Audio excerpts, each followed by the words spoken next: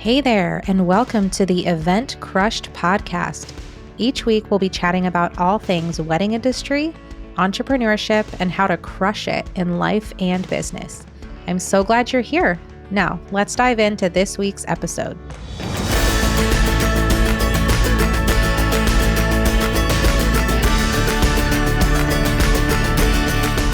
Hello, happy Friday, and welcome back to the Event Crushed podcast. This is your host, Becky Hart, and I am just going to have a quick episode for you this week. I think this will probably be the shortest episode to date on the podcast, so that's kind of fun. But really, I am kind of just going off the cuff today. I don't have a detailed outline of what I'm going to be talking about. I kind of just wanted to share a story with you from the wedding that I did this past weekend and my experience and what I learned from it. And I just think it's really cool that even though, we've done close to 150 weddings, I just still take something away every single time. And I hope that you do too. I hope that you never get to a point where you're like, yep, I've done it all. I've experienced it all. There's nothing new to learn for me. I just really hope that we all have that attitude of growing and learning and wanting to better ourselves in our businesses. Like that's what's going to keep us going in this industry and keep us going with a successful business is that attitude of willingness to learn and grow and adapt and all of that good stuff. So this past weekend, my wedding was absolutely gorgeous. It was a very small wedding of 25 people in Bandon, Oregon, which is a couple hours, 2.5 hours from me. It's on the Oregon coast. It was at this incredible private estate, just basically set on a cliff overlooking the Pacific Ocean. Super gorgeous wedding, amazing couple, the sweetest people. Their families were incredible. Most people came in from other states and even other countries, and it was just a truly wonderful day. And a couple of things happened. As a whole, the day went wonderfully, but there were a couple of things that if I would have let it, I think would have really changed the tone and the energy of the day. And so that's kind of what this episode is about. So the first thing that happened was, let me preface this by saying the venue was a very interesting situation because it is a private estate and it is behind a gated entry driveway. And so for any of the vendors to get on site, my assistant, Olivia, shout out to Olivia, she was absolutely fantastic. Her company is called Round Pearl Events, and she's another local planner in my market. And she was my assistant for the day. She absolutely crushed it. And anyways, just wanted to give a little shout out to Olivia. But she basically had to drive up the driveway about, I would say it was like 5 to 10 minutes each way to go meet the vendor, let them in, and then bring them back down. So it was close to I would say like a 15-minute round trip, getting up there and then getting back.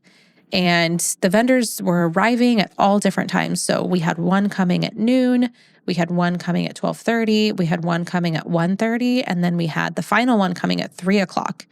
And the ceremony was at 3:30.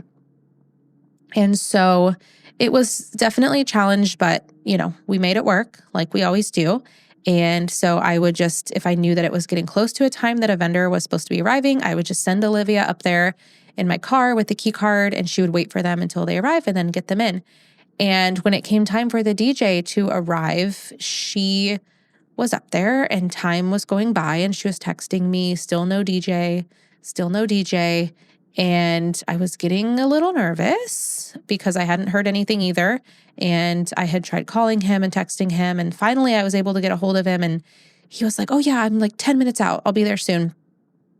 So Olivia's waiting and waiting. And then 10 minutes goes by, 15 minutes go by, 20 minutes goes by. Finally, he arrives. It ends up being about an hour late. And so thankfully, we get him in.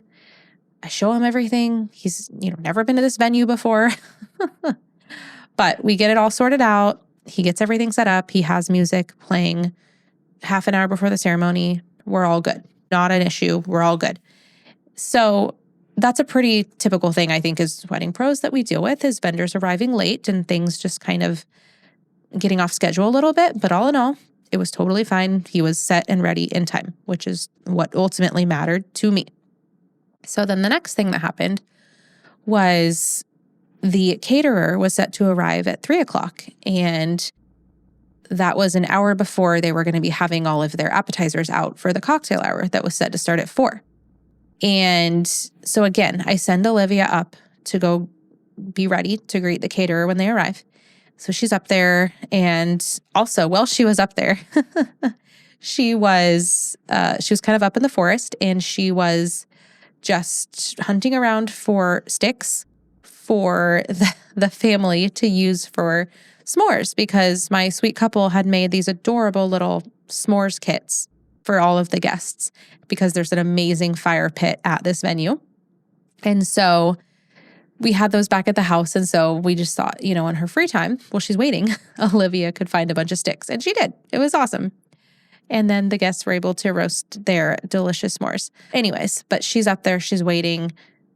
There's no sign of the caterer. She's texting me. And I should also add that the service at this venue was absolutely terrible. Like, if you were down at the house, I had really bad service down there. If up at the top of the hill where Olivia was, she had much better service. So I was asking her, can you call the caterer? Because I can't even make a phone call right now. So she was calling the caterer over and over, not getting a hold of anybody. I'm assuming that they didn't have service either, but I'm starting to get worried. I'm starting to think, did they get in a car accident? What's going on? Why, nobody called to say we're running late. There's just no communication, nothing. So I was starting to worry, but I was staying calm. And at this point, the guests, so the ceremony was at 3:30. All of that happened. Great. And then afterwards, the guests were doing family photos. And so they were kind of on the back side of the house doing that. And so the cocktail hour was happening on the front patio. And we were supposed to have appetizers out from the caterer. But thankfully, none of the guests came over to that side of the house for quite a while. They were kind of just all hanging out in the sun and enjoying the views. And that was really great, because there weren't people standing around wondering, like, where's food? They obviously, the drinks were set up and everything. But that was just really nice. They all just were hanging out. And then finally, Olivia texts me and she says, I have the caterer. And so they're coming down the hill. As soon as they get there, I greet the caterer. I've never worked with them before, but I just, jump in and how can I help you? What can we do to get you guys ready? So they got their car all unloaded and everything, and into the kitchen in the house and start prepping all the appetizer stuff. And they get it out really quickly. Me and Olivia helped them they had like pre-made, or they were making charcuterie boxes. So we just start bringing all those out to the cocktail hour area just right as guests start arriving to that area. And so it looked pretty seamless. Like we were just bringing the food out right as they were coming in, and we're kind of greeting them, and here, grab a, charcuterie box. And that was great. Nobody knew, nobody had any idea that the caterer was late. And that was my goal. That's always my goal. So then as we're going into the evening, because they were an hour late, they had to, it took a little longer to get all the appetizers prepped and then moving on to dinner. So ultimately dinner time did end up being about an hour and 15 minutes later than we had originally planned. But we just ended up extending the cocktail hour a little bit. Again, this was a very small 25-person wedding. It's just family, loved ones. Everyone was enjoying their time together. These people hadn't all been together in one place ever. So they were just having a great time, enjoying each other's company. So we just extended the cocktail hour a little bit. And then we had the idea to switch their timeline around a little bit. So instead of going into dinner and then doing toasts and then the first dance and then cake, I asked my bride if she would want to do the toasts and the first dance before dinner, since we were just, I just let her know we're a little behind on dinner. The caterer is just still prepping some stuff. Would it be okay if we did these things first? And she was like, oh yeah, that sounds like a great plan. So we just flip-flopped things a little bit. They did their first dance out on the porch. They came in and they did their fun champagne tower. And then the bride's sister gave a beautiful toast. And then by the end of that point, we were pretty much ready to start getting guests seated at the reception table outside on the lawn, right by the ocean there. And so we had everybody come down, get seated, which, that transition piece always takes a little bit of time as people are just chatting and mingling. So finally, everyone's seated at the table. We get waters out. And then by that point, the caterer is ready to start bringing out salads. And so it was a pretty seamless transition, getting all of the food out. Once it started rolling out, it was much quicker. And I will say the caterer, despite being late, was absolutely fantastic. They had great attitudes, wonderful service. The food was excellent. Everything about it was great, other than the fact that they were late. And I wanted to say too, just because, I was dealing with vendors that were late, at no point was I mean or angry or upset with them. I wanted the couple's wedding to go as well as it possibly could. So my attitude is always a place of, how can I help fix this, basically? What can I do to get you set up as quickly as possible? And so I think if you come into a wedding day with that kind of attitude of being, a resource and helping however you can, even if maybe it's not your job, maybe you're not the planner, maybe you're the photographer, but you see that this vendor just arrived super late and they're stressed out and, maybe you're not doing something right that second, and maybe there's something there that you can do to help them.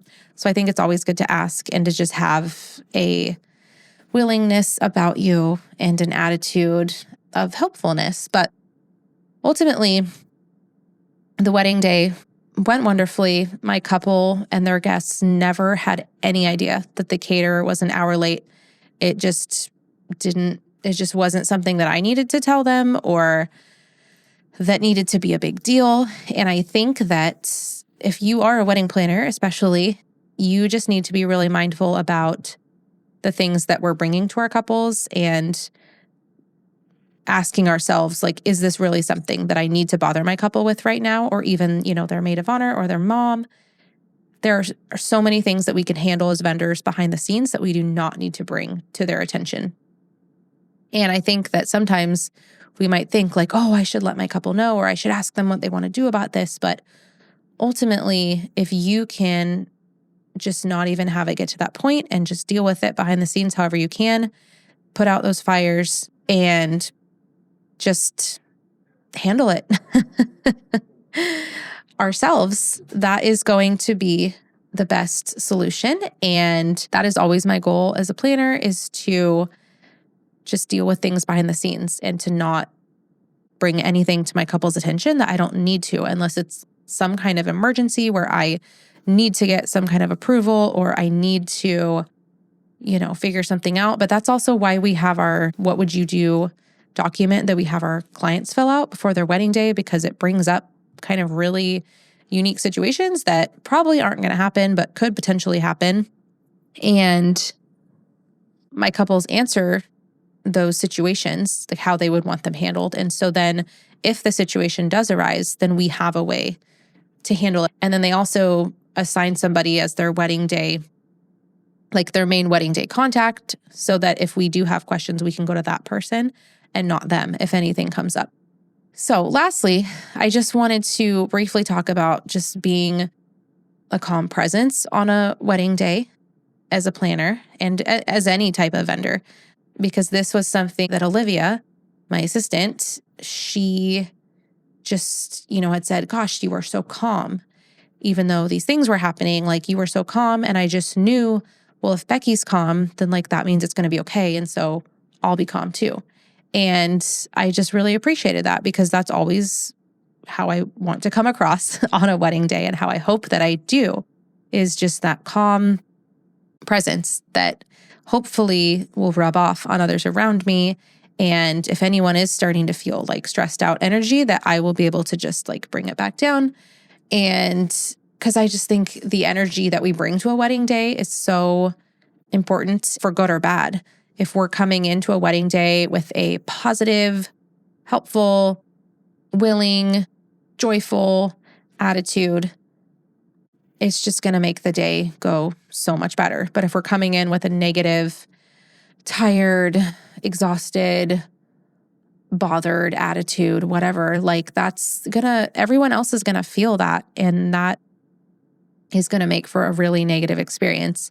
So I just think it's important to ask yourself when you are heading into a wedding day, because maybe, today's Friday, so maybe you're heading to a wedding this weekend. So just make sure that you are going in with that positive energy and to just be that source of light to somebody else. Maybe they're having a rough morning, but you can be that person to just help bring them up. And you can be that light for your couples and for all the vendors on the team. And it's obviously really simple. And we all know, like, okay, duh, have a positive attitude. But I think it's easier said than done. And just that smile, that we give somebody, like that can set the whole tone for the day. So anyways, those were my main takeaways for the day. It was just the importance of being calm, even if the caterer is an hour late, and just maintaining that positive attitude, even when things go wrong, because things will go wrong. And as we know, every wedding has something that, it could be small, could be big, but there's something that just, goes to the wayside a bit. So I hope that this encourages you and helps you to remember that no matter what happens throughout a wedding day, that if you are that calm, positive presence, that it is going to make a world of difference for not only your clients, but the vendors around you. And that is what I have for today. So thank you so much for tuning in. If you are someone who's been listening to the Event Crushed podcast week after week, I just want to say thank you so much. It means the world to me. And I am just honored that you choose to have me in your earbuds or however you choose to listen. And lastly, I did want to just really quickly mention that I do have my Kickstarter mentorship for new and aspiring wedding planners open. So if you are a new planner in the first couple of years of business or an aspiring planner who plans to start your own business, I am offering an entry-level mentorship program that is a great way to just get a kickstart with your planning career, get all of your questions answered, and kind of get a peek into a planner who has been doing it for 12 years and all the things I've learned along the way. And it is just a great resource. So I hope you'll check that out. I will include that link in the show notes. And also, lastly, the Book More Weddings Summit is coming up on Monday. So if you have not signed up yet, what are you waiting for? It is going to be jam-packed with 30 amazing speakers, and I'm so honored to be one of the chosen speakers. And I have a great topic on networking in 2024 and modern networking strategy and all kinds of fun stuff. So I hope that you will get your free ticket. It's a totally free virtual event. And again, it's happening August 19th through 23rd, starting on Monday. And I will include the link in the show notes so you can sign up for that right now. All right, have a great Friday, and I'll see you back here next week.